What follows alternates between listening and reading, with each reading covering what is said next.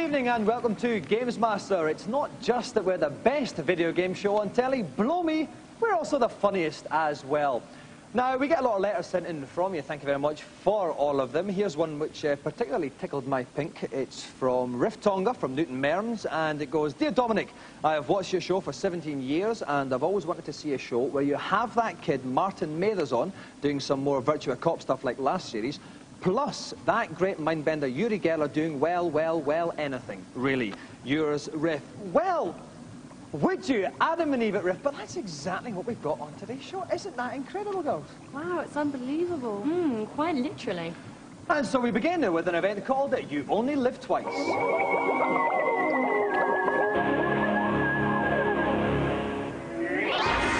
I was particularly impressed last year with the sterling performance of one Martin Mathers, who exhibited extraordinary skill by playing through the whole of the Virtual Cop arcade game without taking a single hit. So when Martin contacted me recently, claiming he perfected an even more incredible stunt on the arcade sequel, Virtual Cop 2, I immediately summoned him to demonstrate.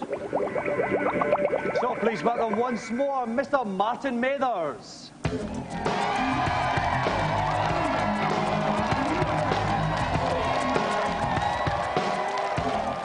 Welcome back, Martin. Now, Martin, if I can count you, this is your third appearance on Gamesmaster, so if I was a kind of cheesy, insincere host, I would say you're an old friend of the show, but unfortunately, I can't change my name to Andy Peters. Now, you are just about to start university. What are you hoping to do there? I'm going to do journalism, eventually. And have you had all your body hair shaved recently? I'm glad you noticed. Yes, I did make the effort. It's my friend Nikki's fault, basically, because she dared to me and some of my friends at the pub to shave ourselves, mainly because she doesn't like hairy men. Right. So you shouldn't dare me. You shouldn't dare me, because I'll do it, basically. So. How I wish I was young again. The fun that they have. Now, Martin, last time you were on, you trounced Virtua Cop throughout the length of one show. What are you going to do for us today? Tonight, I'm still a cocky git, so I'm going to play 2 Virtua Cop machines simultaneously, basically. Okay, we wish you all the best of luck for that, Martin. If the girls, you'd like to take Martin off and assume the best shoot position, we'll go into today's news.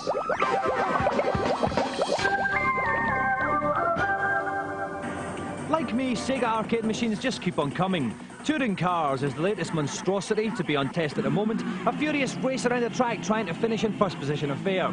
The early version features a selection of tracks and a choice of 4 vehicles to try them out with. It might not be that much await as Sega Rally 2, but Touring Cars should keep people like Tony Adams amused when it appears in arcades all over the country soon. Meanwhile, in Sony's Research and Development HQ in Tokyo, Japanese blokes are going bonkers over what's claimed to be the most advanced 3D TV ever.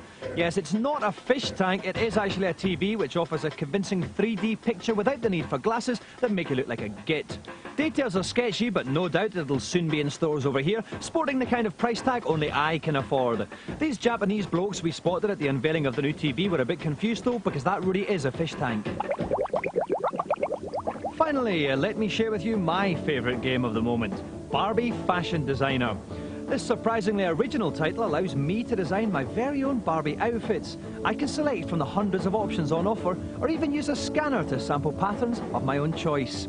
Here are just some I stole from a high street haberdashery. Once I've designed my dream outfit, I can preview it in the catwalk mode.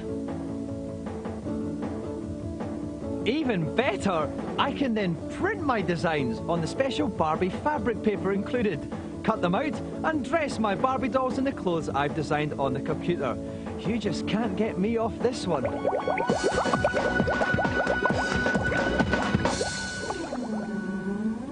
Welcome back. We have the undisputed king of the Virtua Cop arcade game series, Martin Mathers, in the studio. He's going to attempt to play 2 games of Virtua Cop 2 simultaneously. You may have noticed we've got an altogether more romantic lighting setting now. That's not just because Dave Perry is here beside me, it's because we are playing a very light-sensitive game there. Dave, Martin's playing the 2 games at once. Can you do 2 things at once? Can I do two things at once? Probably I can, because I seem to be extremely good at everything I do singularly. But Martin, I must admit, with Virtua Cop, he is a supreme games player. And the thing he's going to have to look out for on this is, obviously, one machine will start slightly, maybe a tenth of a second slower than the other, so he'll get vital time on one machine. If he can spot which one, he may stand a chance, but this is a hell of a challenge. Thank you very much, Dave. I just apologise there. I just suddenly noticed I had my hand like that. OK, Martin then has to play through the level 1, stage 1 of Virtua Cop 2, but he's got to do it on two machines simultaneously. Best of luck, Martin. Your challenge begins now.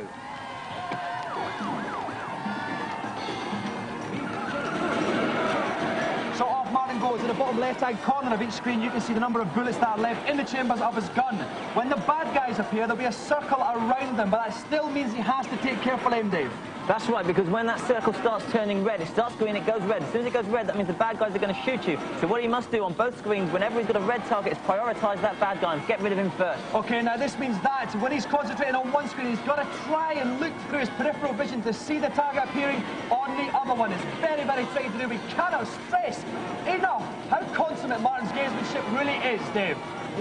What he's also got to do is reload the gun. Once the gun runs out on one of the screens, he's got to flick it off screen and fire the trigger to reload it. He's got to do that on both screens, which means flicking it in two different directions. It's like rubbing your tummy and patting your head at the same time. So the idea is to try not to knock one off both wrists at the same time. That's right, yep, so you can shoot again. OK, now we're at the jeweller's store here, Dave. What's some of the problems he's going to have here?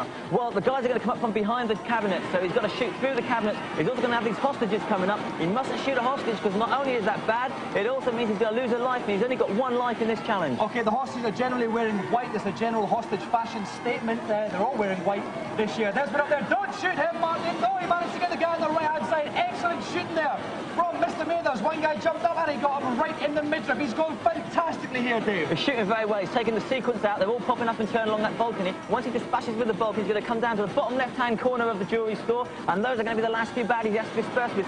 OK, I can see the sweat beginning on Martin's brow. This is where the pressure really begins to tell. As we get into the later stages, it gets harder and harder. Very close. Very, very close. How near is he to the end now, Dave? He's only a few shots away. Only a few baddies away. He's lost the light. He missed the light. Oh, no, he shot a hostage. He shot a hostage. You shot the hostage. That's the end of it. So Martin Mathers breaks the golden schoolboy rule of don't shoot a hostage. His challenge is over.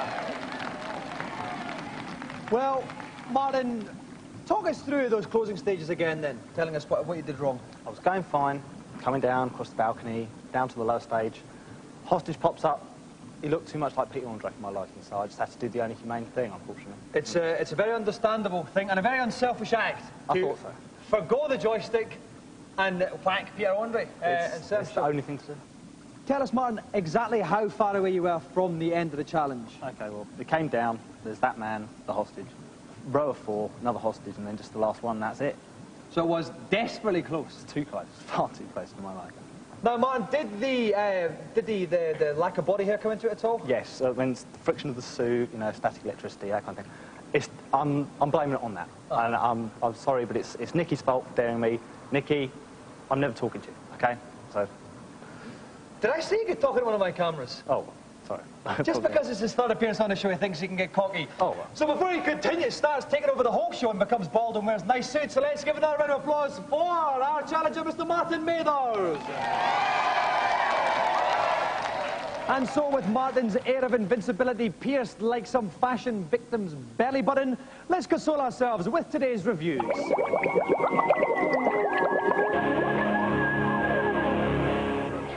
First up, kick-in, dandy-dressed people in Killer Instinct Gold. Remember, scores in magazines are unrealistically high. Ours are tougher, like Sergeant Cryer from the Bill.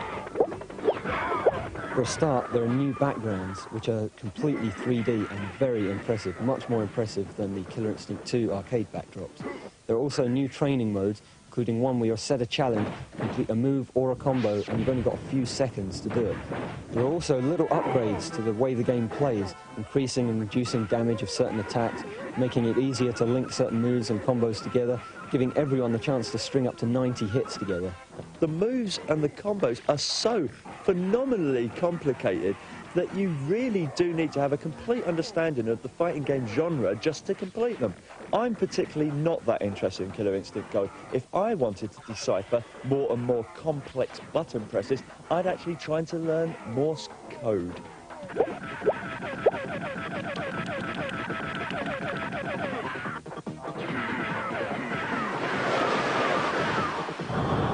You could kick even more people in Star Gladiators, except this time they're wearing a futuristic pant.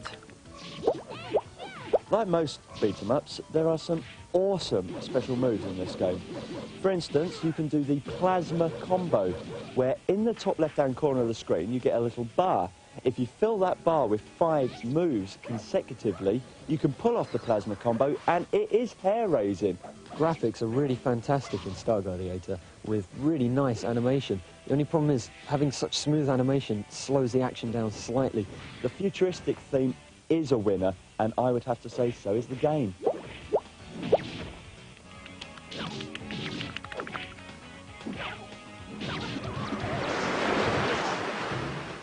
Finally, the home version of Virtua Cop 2. And for the benefit of viewers whose lips move when they read, it's the sequel to Virtua Cop. The Saturn version of Virtua Cop 2 is fantastic, looking remarkably close to the Model 2 original. Thankfully, they've also added some new features, an extra route at the end of level 3, especially for Saturn owners, and ranking mode, the best mode for playing this in once you've finished. Totally going for the highest scores you can get.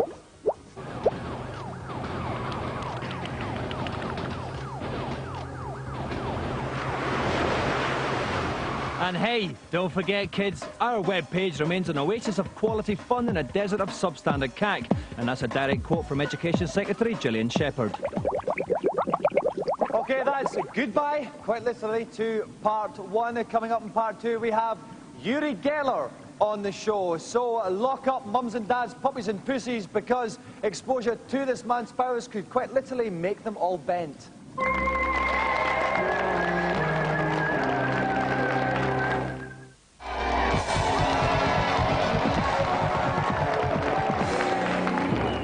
Okay, welcome back to Gamesmaster. Personally speaking, I have just spent £7,642 buying all those products advertised during that break. Now, I feel a presence entering inside my body. It can only be Uri Geller. Let's find out what he'll be playing. This is a head. Oh yes, because today we're dealing in mind control. Unfortunately, tubes like this can use mind-sensitive headbands already in the US, but you can also use this, the Mind Drive. The idea is that by wearing a small gadget on your finger, players can steer their computer character to the left or the right simply with an effort of will. The player controls a skier, and the object is to steer accurately between the red and blue gates as you make your way to the bottom of the piste. We thought it was time to take one of these wee bits of plastic and test it out for you, the gullible public. For this challenge, my contestant will be required to employ every ounce of psychic power at his disposal. Using the mind drive attached to his finger, the player must use willpower alone to steer the computer skier left or right through the appropriate gates. A joystick will be awarded if the contestant displays sufficient paranormal prowess to accurately pass 15 of the 20 gates on the slope. Let's see if the truth really is out there. Okay, to play this, we obviously needed a celebrity whose mind was even more powerful than mine. Thankfully, we have the man with the most powerful mind in the world. Please welcome Mr. Uri Geller. Oh, that's amazing. Welcome to the show, Thank Uri. you. Thank you. Let's talk about the magazine that you've got, which we can see amply illustrated on your T-shirt. What is Uri Geller's Encounters? Well, it's the most paranormal magazine in the world, and it's really great because it covers the topics of the unknown, the unexplained, the paranormal, UFOs, extraterrestrials. And it's a non-profit making magazine. Yeah, well, the big part of the profit that I'm getting from it is I'm giving away to save the children. Right. So it's a great cause. As opposed to my fee I get from the show, which I give away to the nearest public house.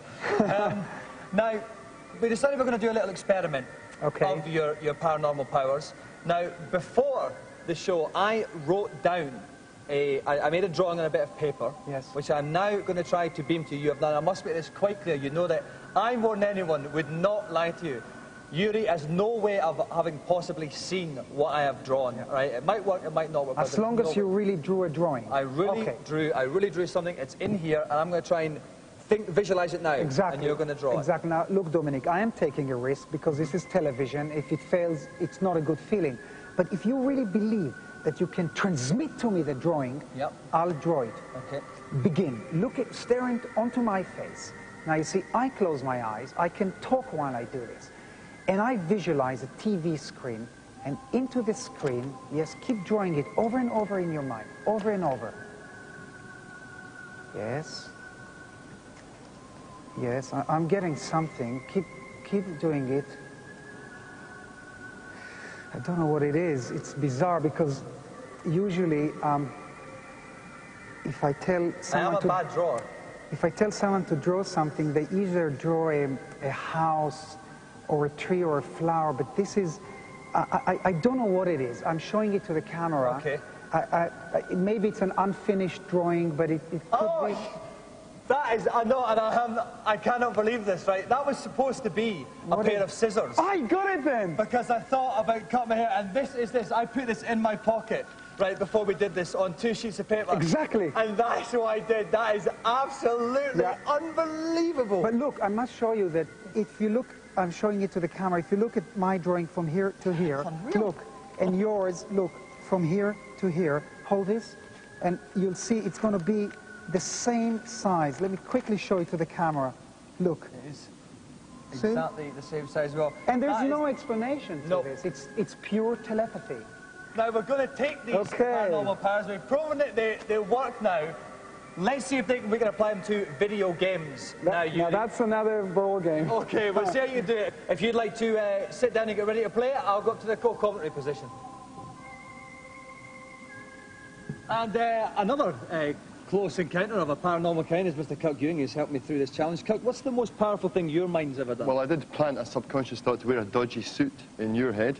Oh, and it's obviously not worked.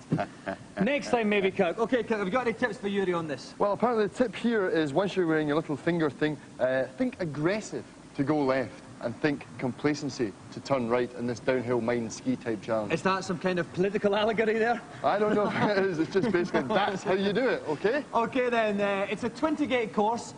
We want Yuri to get through at least 15 of the gates to win the challenge. Best of luck, Yuri. Would you like to put your fingers in the mind drive? Now, the mind drive is just going to adjust. All right, I'm Yuri, ready. And off you go. And that's the green light for Yuri. Here's the first gate's coming up on the left, and he's missed the first ones. The next one is a set of blue gates. Oh, hit a patch of ice there. A little bit of patch of ice, but he's got that. That's one. Two gates, 3 gates. Oh! Let's do the 4th. This is going great, Kirk. Top cheer from the crowd there. Maybe they were slightly influenced by his moods. 6, a little bit of kind of rocks there, but it's 6 gates. Yep. This is going well. There's a pair of blue ones there. 7 gates. Now, I noticed these last gates actually bending in there. Maybe they were becoming like plastic, maybe? Yep, he's missed 1. That's up to 9.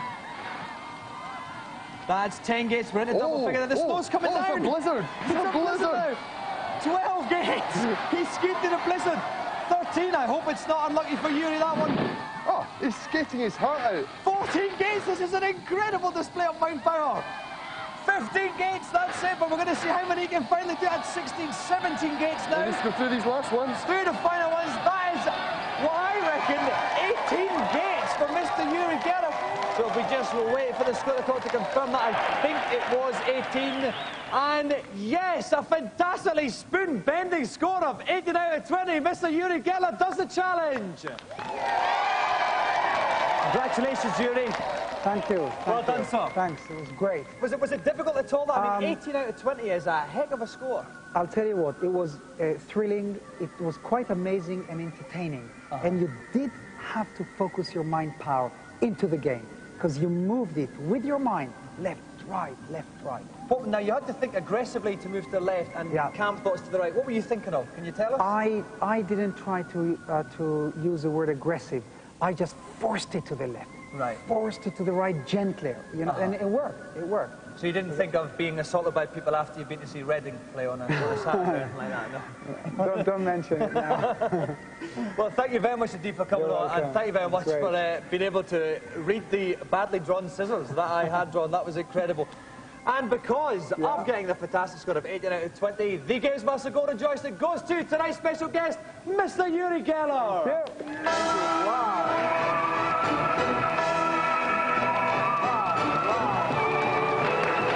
you. Wow. Thank you. Here, Dominique. Shall I bend it now? No, Yuri, if you can just leave it. In fact, while we check that everything on our own person is still straight after Mr. Geller being around, we'll take a look at today's feature.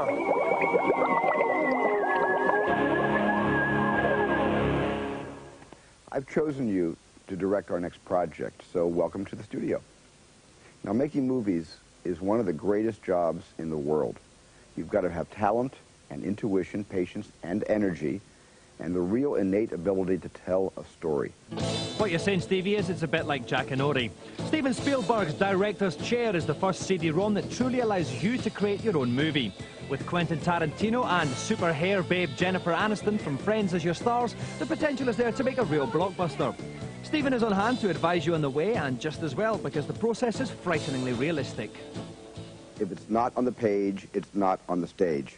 So you start with the script and the dubious talents of bald writers Ted and Terry. And when you're done, get on out there to production and hit us a home run. Once you've sorted out the plot, you're ready to shoot. Amongst other things, you'll need to decide which camera angles to shoot from. And action! And how to edit your material together in the cutting room. Wouldn't hurt anybody. Jack, it's time. Along the way, though, you'll encounter all sorts of problems that threaten to turn your project into a man city of the silver screen. We shot so late last night. This room here is going to take a while to light. It's going to take about 20 minutes to get Ma ready. Whoa, this is a pretty big mistake. This is the part where somebody usually gets fired. While you're acting, you're doing two completely different sides of two completely different movies all at the same time. You know, we do the scene, and we do it real, and we do it serious, and it's played for dramatic effect. Then you do it again in this crazy, wild comedy way. Actually, could you boys show me where the complaint box is? Because I have a big old complaint. I never got my baked Alaska. Oh. You know the whole last meal part of this execution? They said I could get whatever I wanted. Quentin, stay behind the camera. The plot's a basic innocent bloke framed for murder type story and sees Jennifer Aniston desperately trying to find the real killers before he gets taken to the chair. All 2 hours of available footage was shot by the great man himself, seen here trying to feel up his star. Cut! Great. Print that one. That was wonderful. What a great idea. My God, to sort of have this, you know, opportunity for young filmmakers. They have an actual, you know, they have footage shot by Steven Spielberg. They have actors to work with. It's, you know, what an ideal situation. Oh, bless her. If you want to take part in this ideal situation, Director's Lab is in the shops now. Can't believe you really finished this thing. Okay, thank you for watching today's show. You can go now because it's quite literally over. Next week sees the start of our annual Gamesmaster Footy tournament. And I'll leave you with this question. If Uri Geller was a spoon, would he be bent? Good night.